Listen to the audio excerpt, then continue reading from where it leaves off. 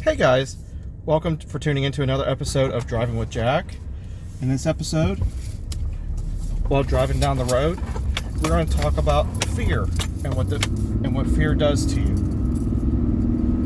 How it's good and how it can be bad. Let's go over the bad because other people in the OREC community talked a little bit about it, so I can kind of breeze over it a little bit more. But then I want to talk about how you can use fear to your advantage. So, obviously, the people in the group have talked about fear and how it keeps you working 40 hours a week for 40 years and you're scared to go out and try to do something on your own because, you're afraid of what might happen due to the fact that you're an entrepreneur, you're on your own, you could lose everything. And so you end up you're afraid that you might get sick, you don't have health insurance, which these are all legit concerns. Let's talk about the fear of how fear can motivate. But before we get to that, I just have a little detour land. So work with me. Let's go on a little detour through biscuit and gravy land.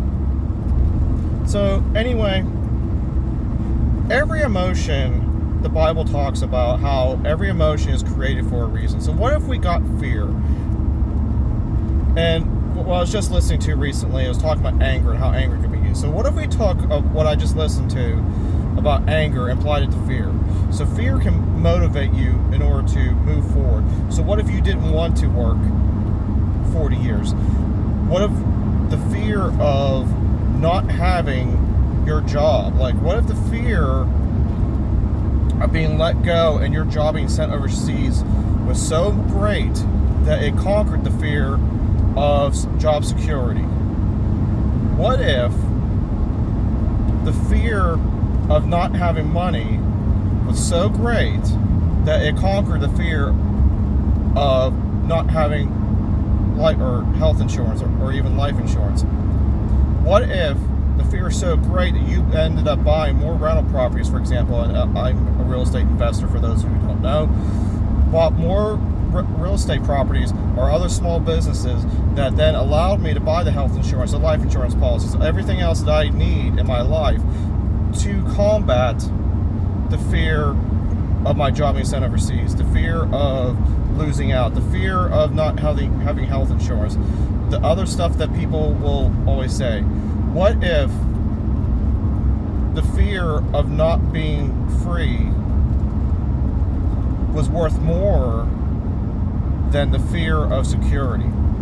And in the end, with everything that I've talked about so far, wouldn't the fear of security actually be the fear that wouldn't it be more on the entrepreneurial side or the investing side? We see more and more jobs every day going overseas, over to China, over to Taiwan, over through Mexico. It's, I think, in the latest article I read, it's like 78 or 82% of all the steel made in America isn't even made in the U.S. anymore. It's either made in China or made in Mexico and brought up. There's, I'm in Pittsburgh, for those who don't know. We were at one point the steel capital of the industry, and every month I swear I hear about another plant shutting down. We're now known for the medical industry, which that's great because you're not going to ship a nurse over to China. But at the same time, at what point are they going to start making robots and stuff that can start to detect a lot of the stuff that goes on? So, is there a fear of the medical field going under? No, the United States is still the number one when it comes to making and improving new ways of doing procedures and that kind of stuff. The fear is, as things advance in the medical field, that there may be less and less for people to do. And eventually, all the jobs, at some point, due to the capabilities of AI, might be restructured. Let's go with that word. It'll be restructured because the jobs that were once there are now something different now. what that would be, I don't know. And you might be like, well, Jack, how do you know this for sure? Well, just look back in history. Every time that there was a transition to the different era, so you have the iron era. People were starting to smelt iron and stuff. People were screaming from the hillsides at the top of their lungs, going, "This is the end of the world, the Iron Age," and then into the Industrial Age, and people are saying these mechanical machines are evil, and it is going to become the end of times.